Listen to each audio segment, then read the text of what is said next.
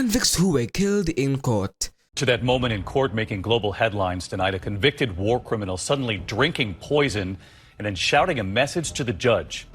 Courtrooms are frequently the scene of legal disputes rather than violence. However, there are times when the situation takes an unexpected turn, and the inmates find themselves in the spotlight of their courtroom drama. Okay. Here are 8 convicts who were killed in court number 1. Number 1, David Paradiso. David Paradiso's unfortunate path was even worse when he became involved in a judicial saga. It's a fascinating story of courtroom turmoil and violence that began with his arrest in December 2006 for a heinous crime, the suspected demise of his girlfriend, Eileen Pelt. Their relationship had just lasted for a few weeks when a tragedy occurred in the back seat of a car driven by Deborah, Paradiso's mother. Deborah later claimed that she had not heard the couple argue until that fatal day. However, in an odd act, David fatally stabbed his lover in the neck, stating that if he did not act first, she would take his life. What? Hold on. What? That's the stupidest reason I've ever heard. You know what? The events that followed were even more confusing.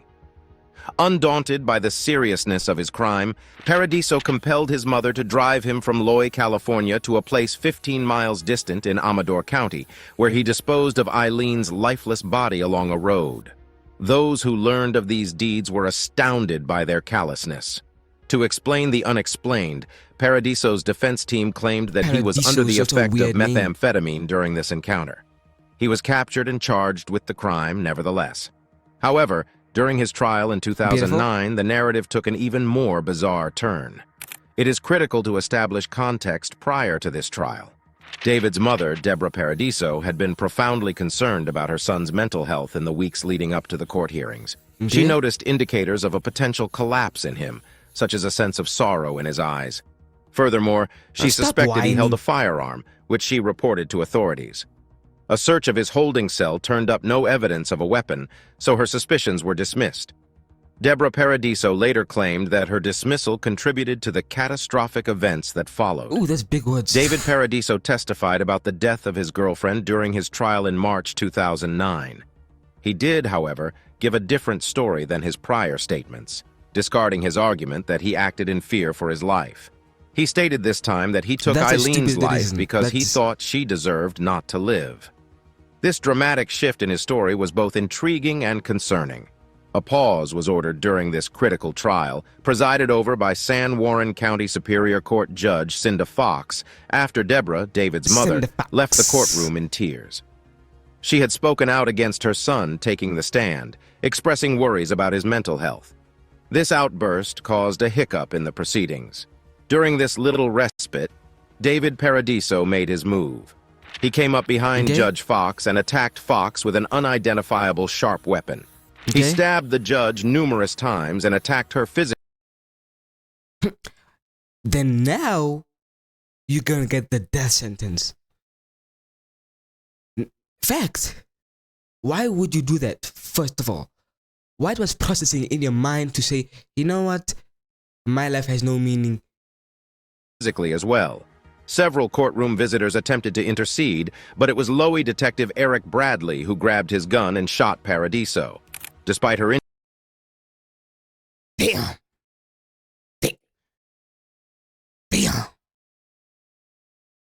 Okay. Well, that took a big ton of events. injuries, Judge Fox was successfully evacuated from the courtroom on a stretcher and recovered well. David Paradiso passed away as a result of the gunshot wounds he sustained during the event. This unexpected turn of events left a path of destruction in its wake.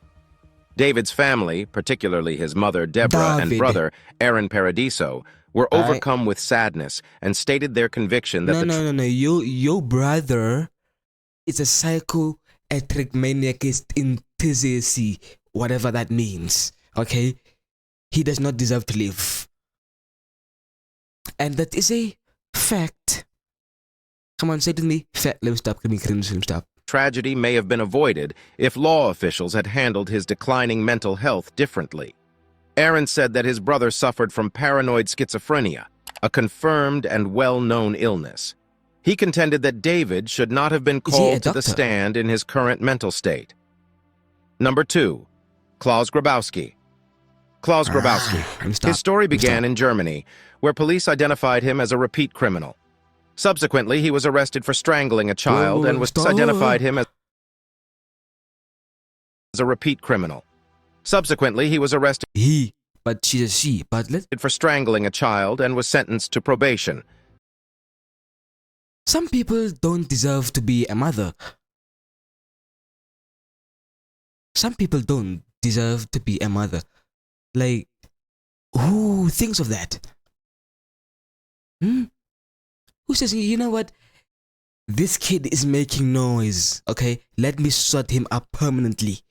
One may have thought that this close call would teach Grabowski a lesson, but his malevolent tendencies remained. A few years later, he was arrested again for crimes related to children.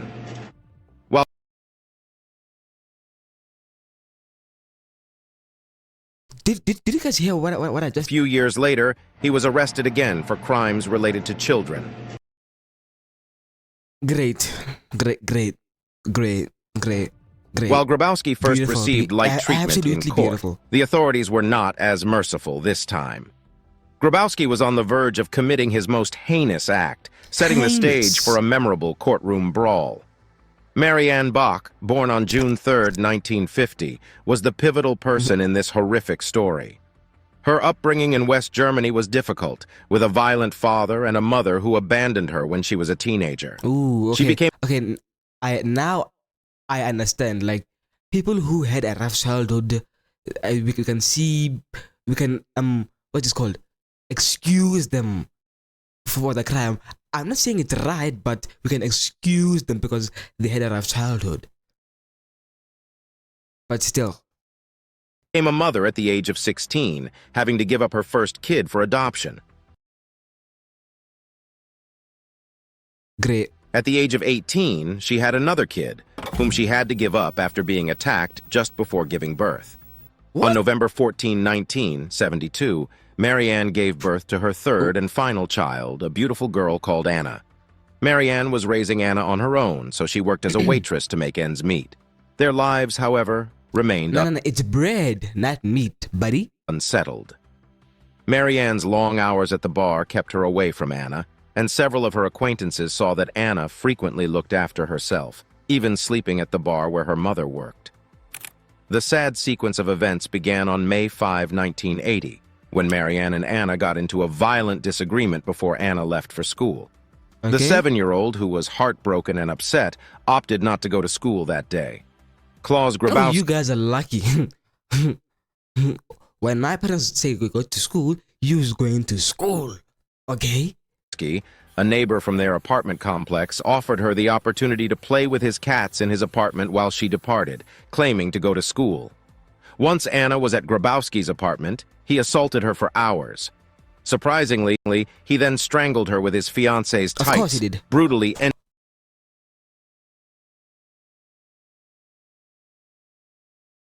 Huh? Wow, people are very creative. Ending her young life. Grabowski did not escape punishment. When his fiancée found the heinous reality, she promptly called the cops. When officials arrived at the canal's edge, they discovered Anna's lifeless body and quickly caught Grabowski. On March 3, 1981, the trial began, with Grabowski seeking to shift guilt onto the little child he had violently stolen from the world. He said Anna attempted to seduce him, demanded money, and threatened to expose him if he did not cooperate. Hold on. The child he had violently stolen from the world. He said Anna attempted to seduce him, demanded money, and threatened to expose him if he did not cooperate. A child. A 7-year-old. A baby. You know what? Just give him the death sentence because he has the IQ of a cow.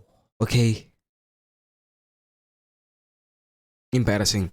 He depicted himself as the victim in his twisted story. This terrible show of victim blaming enraged Marianne, who had Very already been much. through unbearable suffering. She made the decision to take affairs into her own hands. Marianne carried out her task on March 6, 1981, at an apparently normal court session. Mary. Her clothing concealed a .22 caliber Beretta pistol. A pew pew. She responded quickly when she saw Grabowski in the courtroom and fired 7 rounds at him. 6 of the bullets were successful, culminating in Grabowski's demise. The A other one? video of the shooting revealed The other one? Marianne's determined No. Where did the other bullet go? Where did manner, expressing no emotion even when others interfered to detain her. She exhibited no regret. Marianne received a 6-year jail term for manslaughter, of which she served just 3. She passed away due to pancreatic cancer in 1996 and was buried next to her adored daughter, Anna. Number 3. Slobodan Praljak. Oh God, this looks like the guy that could run for mayor. But unless he's come to kill people, I don't know why. Look at this nice, tidy business suit. But he's disguised. He's a disguise. He's disguising right now. Okay, but he has a mask on, so he'll take out the mask. Then he'll show himself. He'll show the world his true colors. This incident follows a different him. route, concentrating on the case of Slobodan Praljak, who took his own life during his sentencing hearing in 2017. Let's look at how Praljak ended up on trial and what motivated him to take such dramatic measures. Slobodan Praljak was a Bosnian Croat who was born in Yugoslavia in 1945. As he pursued further education, became a professor, and ran an electronic business, his life looked to be pretty conventional. See? However, during the Croatian War of Independence 1991, his life took a drastic change. Praljak joined the Croatian military and rose to the rank of general, acquiring a pivotal role during the conflict. Nonetheless, his leadership reportedly entailed war crimes, such as attacks on houses of worship, looting, and assaults on people. He was also in command of the infamous drill camp, where Bosniak men faced brutality and mistreatment. Praljak returned to civilian life as a successful businessman after the conflict ended in 1995. He started a production company, a tobacco company, and wrote 25 books, appearing to get his life back on track. However, in the early 2000s, Praljak, along with 5 others, faced war crimes charges brought about by the International Criminal Tribunal for former Yugoslavia. Oh, wow. He was It's a indicted long on ass grave accusations after surrendering to authorities, including Geneva Convention breaches, violations of war laws and customs, and crimes against humanity. These claims originated from his high-ranking position throughout the war, when many atrocities were blamed on his men. The ICTY said that Praljak either ordered these crimes or was aware of them, but did not intervene. The It's trial not began funny. in April 2006 and continued for around 7 years. Praljak Wow. was found guilty and sentenced to 7 years in jail in 2013. He contested the ruling, claiming innocence. In November 2017, a court in The Hague maintained sections of his sentence Hague. while dismissing others. Let me stop. His 20-year prison sentence, however, remained unaffected. Surprisingly, he had 7. already served around you know what? 13 years in jail, leaving him with 7 years until eventual release. Okay. Praljak, on the other hand, was passionately opposed to the ruling. Following the pronouncement by the judge, he made a stunning remark in the courtroom. He sipped a liquid from a little brown container he carried with him and said, "I just drank poison." The court ordered the curtains to be drawn, and Praljak was quickly transferred to the hospital. Tragically, he passed away as a result of heart failure. Praljak's demise generated various issues, Why the though? most pressing of which was how he received the poison. The security checks at the courthouse are stringent, making it extremely difficult for anybody to bring poison inside. Why though? Why would you put? I mean, he had 7 what's his years left? This 2017, 18, 19, 20, 21, 22, 23. Next year he would be released, and he wrote amazing books that I've never read in my life. I've never read one book in my life. All I do is sit here and watch these things because that's my life. I enjoy that. Kinda, I don't know, maybe. Let me stop. Despite extensive examinations, the source of the toxin remained unknown. This perplexing part of the case perplexed many people. Praljak's demise elicited a range of reactions. Some former ICTY judges saw it as a tragedy since it denied war victims the justice they sought. Praljak's demise left a complicated legacy and a slew of unresolved issues, casting a pall over Is that a man baby? Is this a man baby? Let me stop. Complicated legacy and a slew of unresolved issues, casting a pall over an already difficult chapter of history. Number 4. Sael Angelau. Sael Angelau's spectacular courtroom demise is a bizarre story. Consider a criminal dying in a courtroom because he attempted to assault someone while on trial for a series of violent crimes. Everything seems too strange to be real.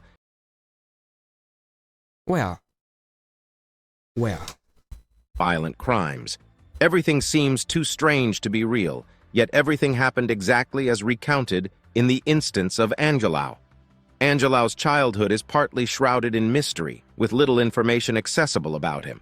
What is known is that he had links to the Tongan Crips gang, a prominent criminal organization. This gang operated in various U.S. states, as well as in New Zealand, Australia, and Canada. Angelo's trip into the courtroom, where he eventually passed away, was the result of a 29-count racketeering indictment that targeted 17 gang members. Angelau, who was 25 at the time, was named in this indictment, which focused on organized crime. Angelau and his fellow gang members faced a new set of indictments for their alleged criminal acts in 2014. The series of circumstances that led to Angelau's terrible demise is what makes this case so compelling. First, he found himself on trial in a newly built courthouse that had just opened its doors a week earlier. Second, there was a breakdown in communication between the sitting judge and the marshal in charge of Angelau's courtroom presence. According to the FBI, this oversight was critical. Individuals appearing in court are typically shackled to avoid any efforts to harm others. Court marshals are notified whether or not a defendant is chained. Because the new courthouse lacked key settings, such as table coverings, that would have marked Angelau's unfettered status, several marshals were unaware that he was unrestrained. Angelo took advantage of this error to carry out a risky scheme. Angelo was in the courtroom. As the witness took the stand, Angelo pulled a pen from his seat at the table and unleashed an attack on the witness.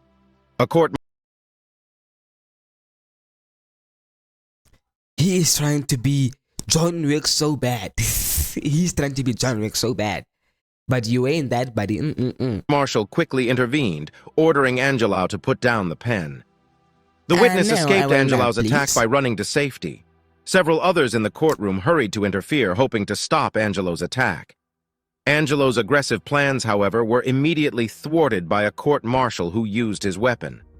Angelo received 4 bullets in the chest. He was quickly rushed to the hospital but passed away as a result of his injuries. Notably, the court marshal in command of these activities was not identified and was and he knew it was going to be risky, but no, I am dummy and I can do whatever I want. Not prosecuted for any misconduct. This, however, was not the end of the story. Angelau's family filed a wrongful death case against the marshal and the U.S. Marshal Service, accusing them of excessive force. They claimed that the marshal's it is quite excessive because he had a pen. And the other guy had a goddamn gun. He had a pen. A pen.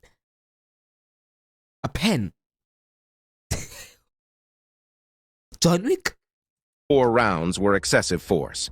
The case received national attention, and in 2018, a court ordered the release of the shooting video to the public, ending a 4-year period in which the tape had remained unreleased. Robert Sykes, the family's attorney, claimed that the final 3 rounds were fired when Angelau was already down, resulting in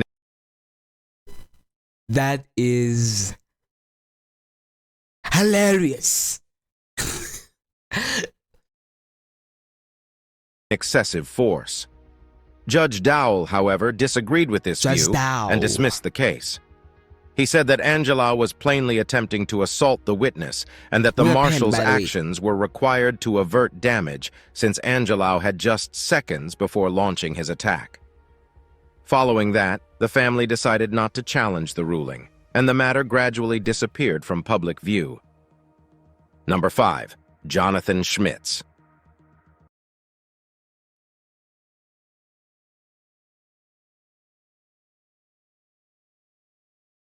Schmidt.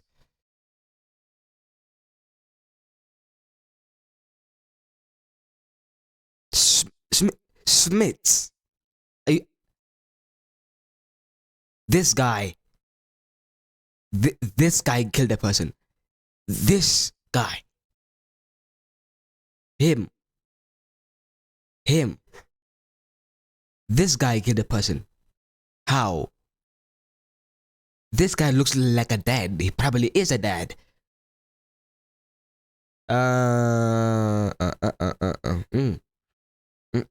Few courtroom cases have been as frightening and emotionally fraught as Jonathan Schmitz's attempt to take his own life.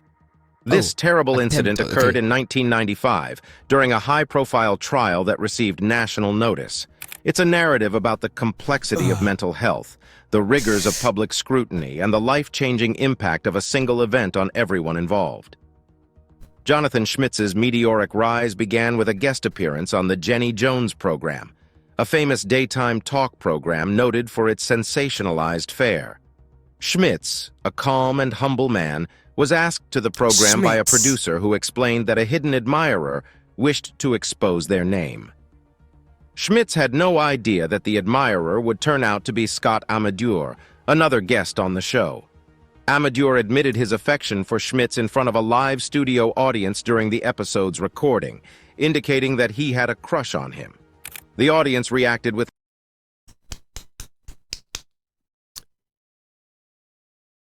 LGBTQ.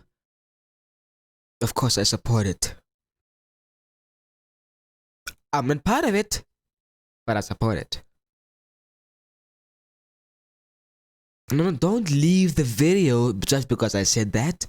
laughter and applause, but Schmitz was plainly uncomfortable and perplexed. The piece was broadcast on national television, exposing Schmitz to mockery and disgrace. On March 1995, 3 days after the filming, Schmitz returned to Amadure's mobile home and fatally shot him. The sad tragedy pushed both men into the public limelight. Schmitz was arrested and charged with murder in the first degree. The case became a He loved you, but Schmidt said, "Oh, hell nah, I ain't gay." symbol of reality television's ethical limitations and the possible repercussions of public humiliation. Schmitz's mental condition became a significant source of dispute as the trial progressed. His defense claimed that the public humiliation on the Jenny Jones show drove him over the edge, causing him to suffer from melancholy and hopelessness. They said Schmitz was not in his right mind when he committed the crime and should only face a lesser charge. Schmitz's trial took an unexpected and tragic turn in March 1996. He pulled out a revolver and attempted to take his own life in the courtroom. The pandemonium and fear that ensued are impossible to describe. Where did he get a revolver? And how did he get a revolver in the courtroom? I'm sorry, whoever is the security at the courtrooms, please, the door is quite literally in front of you. Leave while you can, because you are causing danger to yourself and other people. You can't guard anything. You can't take care of a child even. How do you sneak a revolver in a court? The security sucks, I'm not gonna lie. Spectators, attorneys, and court officials were all stunned as Schmitz pointed the revolver at his own head and fired. He fired. Schmitz miraculously survived the self-inflicted gunshot wound, but his actions that day exacerbated an already problematic case. He was taken to the hospital right away and had life-saving surgery. The event sparked concerns about the sufficiency of courtroom security and the treatment of mentally ill individuals. Schmitz's mental health came under much more scrutiny after this attempt. The court-appointed psychiatrists examined him and determined that he had depression and a personality disorder. Schmitz was eventually found guilty of second-degree murder in Amadur's demise. Okay. The jury agreed with his defense's claim concerning the influence of the Jenny Jones show on his mental condition, resulting in a lower conviction than the initial first-degree crime allegation. Schmitz received a sentence of 25 to 50 years in jail. Number 6. Brian Nichols. I've noticed so far that these names are absolutely horrendous. Nichols? Nichols, really? The shooting in the Atlanta courtroom in March 2005 was a shocking and sad episode in American legal history.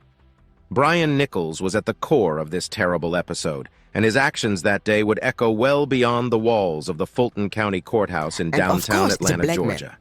Brian Nichols' story begins... I have seen more black men than, the other kind of race, you know what I mean? Because it'll be very disrespectful if I say the race. Let me stop talking. Long before that fatal day, Nichols, who was born in 1971, had a rough life that included a shattered home and run-ins with the authorities. Despite these obstacles, he graduated from high school and briefly attended college. Nice. However, as he became involved in illegal activities, particularly drug-related felonies, his life took a darker turn. Nichols' criminal background finally resulted in a trial in 2005. Nichols was being led to the Fulton County Courthouse for his trial in March 2005.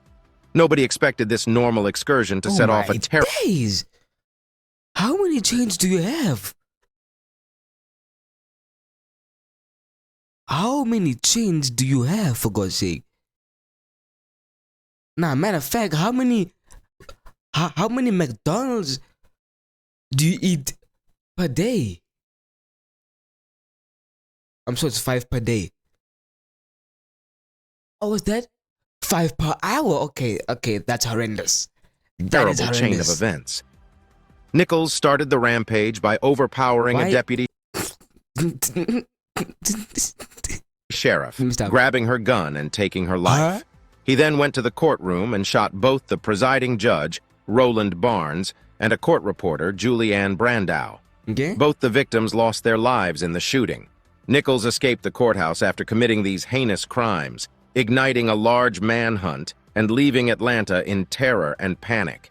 Nichols embarked on a 26-hour spree that involved carjackings, further shootings, and a hostage scenario. He managed to avoid capture while in GTA, guys. No. YouTube is GTA. Not this ain't real life. I mean, yes, it's GTA 6, you know what I mean? YouTube. instilling fear across the city. The sheer boldness and savagery of his deeds gripped the nation and dominated headlines as law enforcement authorities rushed to apprehend him. Nichols' reign of terror came to an end when he kidnapped a woman in her own apartment. During the confrontation with the police, however, Nichols made an unexpected choice. He let his prisoner go unhurt and turned himself into authorities. The motivation for this surprising capitulation remains unknown. Some speculate that Nichols had a change of heart, while others say he was tired and recognized his arrest was unavoidable. Brian Nichols' following trial for the courtroom crimes was a high-profile case that received extensive media coverage. Nichols was convicted of all counts in November 2008, notwithstanding his original defense claims of insanity. He received repeated life sentences without the possibility of parole. The Atlanta courtroom shooting left an indelible mark on the city, the families of the victims, and the criminal justice system. It sparked concerns about courthouse security since Nichols was able to obtain a... What did I just say? Your security sucks, right? It sucks. A firearm within the halls of justice. In reaction to the occurrence, numerous courthouses around the country increased security to avert similar catastrophes. Furthermore, the case brought to light concerns with mental health and the criminal justice system. Nichols' defense maintained that he was not in his right mind when he committed the murders, raising questions about the court system's care and examination of people with mental health issues. Number 7. Michael Marin. Michael The tale of Santa. Michael Marin is a remarkable and bewildering one. Michael Marin's life began with all the trappings of a bright future. He began his Nice. career on Wall Street with a degree from Brigham Young University and a law degree from Yale, Oh, working beautiful. for prominent firms such as Lehman Brothers, Merrill Lynch, and Salomon Brothers. His successful job provided him with enormous cash, allowing him Nice. to live a lavish lifestyle.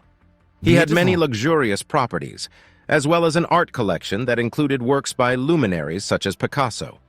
Well, Marin's exploits brought him all over the world, and he even managed to conquer Mount Everest in the early 2000s. He appeared to be living the ideal American dream, although an yep. extravagantly wealthy one, as a married man with 4 children. Nice. Marin's problems began when he fell behind on mortgage payments for his $2.5 million property in Phoenix, Arizona. Desperate to save his property, he tried everything, including attempting to raffle it off at a charity benefit. Despite his attempts, none of them were successful, and his desperation deepened. This need finally forced him to perform a daring and unusual crime. Michael Marin's house was devoured by flames and soon collapsed around him on that tragic day.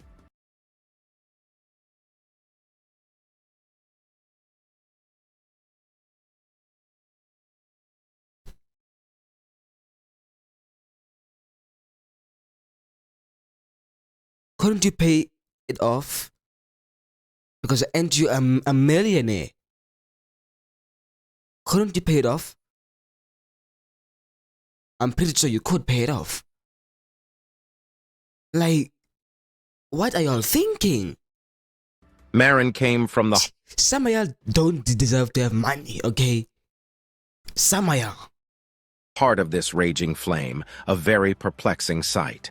As perplexing as it may sound, this bizarre incident occurred in actuality. When police got to the scene, they discovered the former Wall Street broker dressed not to escape a blazing skyscraper, but for a day at sea. The big concern was, why would someone use diving gear to escape a house fire?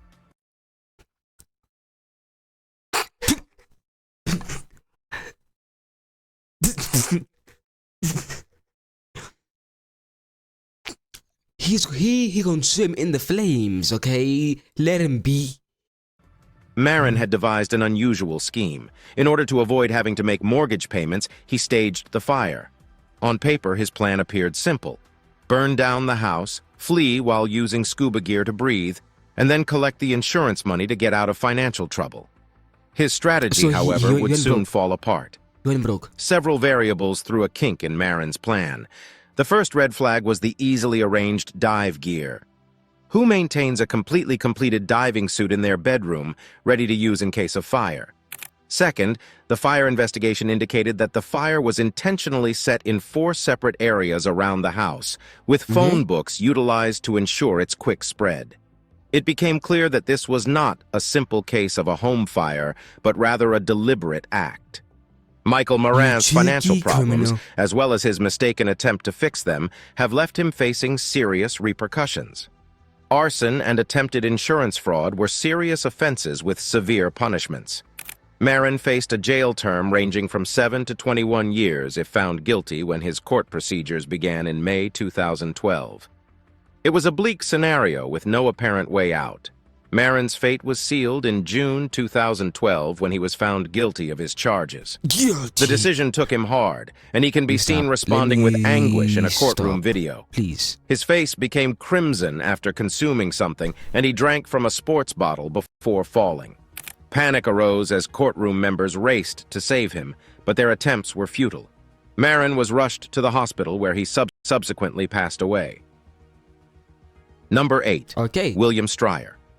William Now, this story is a little Stryer. different, but needs focus as well. But what In the- 2003, William Stryer was at the heart of a dramatic and violent encounter outside a courthouse that would permanently change the path of his life. Stryer opened fire on Gerald Curry, a lawyer, on that fateful day in a filmed incident that Well. left Curry injured, and Stryer facing a life sentence plus 25 years in prison.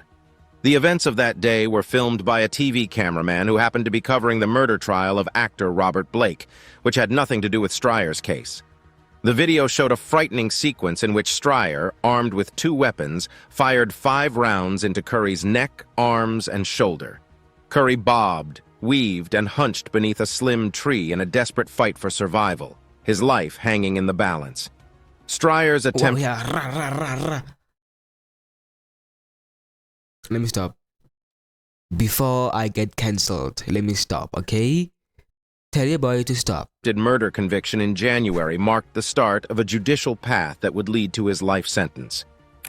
The reason Wow, this was so on a toaster, oh my days. for this heinous attack, as revealed during the trial, was Strier's deep resentment and dissatisfaction with Curry over the administration of a $98,000 trust fund that Strier had received following an accident in which he was hit by a car.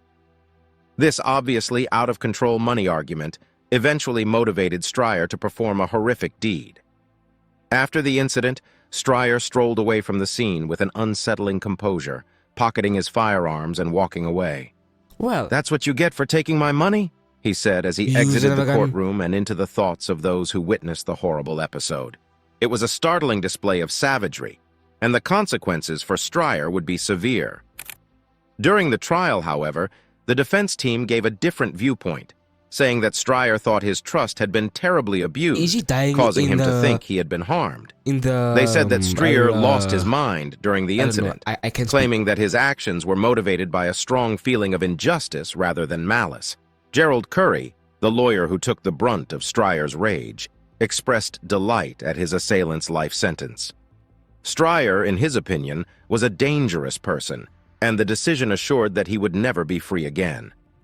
The attack had left Curry with not just physical wounds, but also a lasting feeling of the menace Strier posed. And what is that? William Strier's story is a sobering reminder of the combustible junction of personal grudges and severe acts of violence. It calls into question one's ability to cope with perceived injustices, as well as the possibility that these grievances will evolve into acts of attempted crime. Okay, stop yapping, buddy.